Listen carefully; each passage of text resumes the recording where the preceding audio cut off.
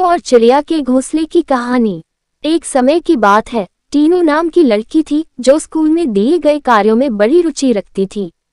इस साल टीनू के स्कूल में गर्मी की छुट्टियां पड़ने से पहले उसकी टीचर ने सभी को विभिन्न पक्षियों के चित्र दिखाकर चिड़िया पर निबंध लिखने के लिए कहा था। सभी बच्चों को स्कूल खुलते ही निबंध टीचर को दिखाना था। पक्षियों की रंग बिरंगी किताब टीनू को बहुत पसंद थी। जब टीचर ने बताया कि उन पर निबंध लिखना है और सबसे अच्छा लिखने वाले को इनाम में वह किताब मिलेगी, तो टीनू खुश हो गई। टीचर ने सभी पक्षियों से जुड़ी कुछ कहानियां भी बच्चों को सुनाई। उसके बाद स्कूल की गर्मियों की छुट्टियां पड़ गईं। यूं तो टीनू हर साल अपनी गर्मी की छुट्टियां बिताने के लिए कहीं न कहीं जाती थी, लेकिन इस साल की छुट्टियों में टीनू रोज पास के ही बगीचे में जाकर पक्षियों और उनके घोंसले देखने लगी। उस बगीचे में गोरैया, दर्जन, लवा जैसे बहुत से पक्षी आते थे। टीनू बगीचे में आने वाली हर चिड़िया को पहचानने की कोशिश करती और उन्हें गौर से देखती रहती। टीनू देखती थी कि हर चिड़िया एक एक घास, पत्ती, पंख आदि को जोड़कर कैसे अपना घोंसला बना रही है। उसके मन में होता था कि चिड़िया को घोंसला बनाने के लिए कितनी मेहनत करनी पड़ती है। टीनू चाहती थी कि वो किसी तरह से उन पक्षियों की मदद करे।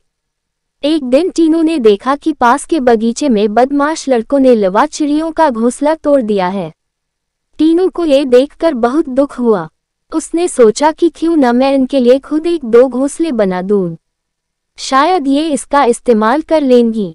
टीनू को लगा कि वो कुछ ही देर में घोंसला बनाकर तैयार कर देगी। लेकिन टीनू पूरा दिन तिनकों और दूसरी चीजों से चिड़िया का घोंसला बुनती रही। बड़ी मुश्किल से जब घोंसला तैयार हुआ तो घोंसले को पेड़ पर टिकाने के लिए कुछ मिला नहीं।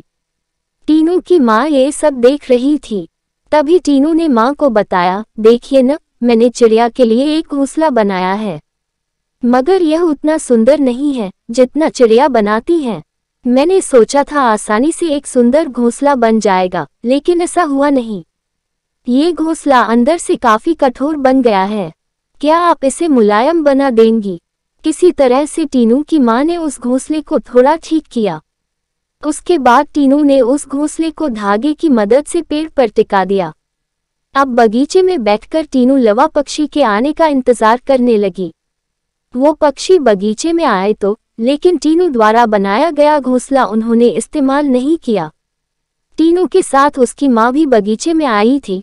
उसने टीनू को उदास देखकर कहा, तुम परेशान मत होना, अभी चिड़िया घोंसले पर आ जाएगी। तभी एक लवा पक्षी ने आकर टीनू द्वारा बनाए गए घोंसले को तोड़ दिया। अब टीनू ने मुंह लटका लिया। तब उसे उसकी माँ ने समझाया कि तुम्हें दुखी नहीं होना चाहिए। देखो, तुम्हारे द्वारा इस्तेमाल की गई चीजों से ही लवा पक्षी अपने लिए घोंसला बना रहे हैं। हो सकता है कि इन्हें दूसरों का बनाया हुआ घोंसला पसंद नहीं आता हो। दुखी मन से टीनू ने कहा, माँ मैं अपने स्कूल के निबंध में ये सब कुछ लिखूंगी। कुछ देर बाद टीनू ने कहा, माँ आपने देखा कि लवा पक्षी अपना घर झाड़ियों में बना रहे हैं? जवाब में टीनू की माँ बोली, हाँ बेटा, मैंने सुना था कि लवा पक्षी अपना घोंसला किसी के घर के रोशनदान या पेड़ पर ही बनाते हैं। आज यह नई बात पता चली है। कुछ और दिनों बाद टीनू ने लवा पक्षियों के बारे में एक और बात जानी कि वो सीधे उड़कर अपने घोंसले में नहीं जाते। घोंसले से कुछ दूर ठहरकर इधर उधर कूदते हुए वो अपने घोंसले तक पहुंचते हैं, ताकि किसी को उनके घोंसले का पता न चले। थोड़े ही दिनों में स्कूल की गर्मियों की छुट्टियां खत्म हो गईं। टीनू ने स्कूल जाकर लवा पक्षी के बारे में लिखा और निबंध प्रतियोगिता जीत ली। इनाम में मनपसंद चिड़ियों वाली किताब मिलने पर टीनू खुश हो गई।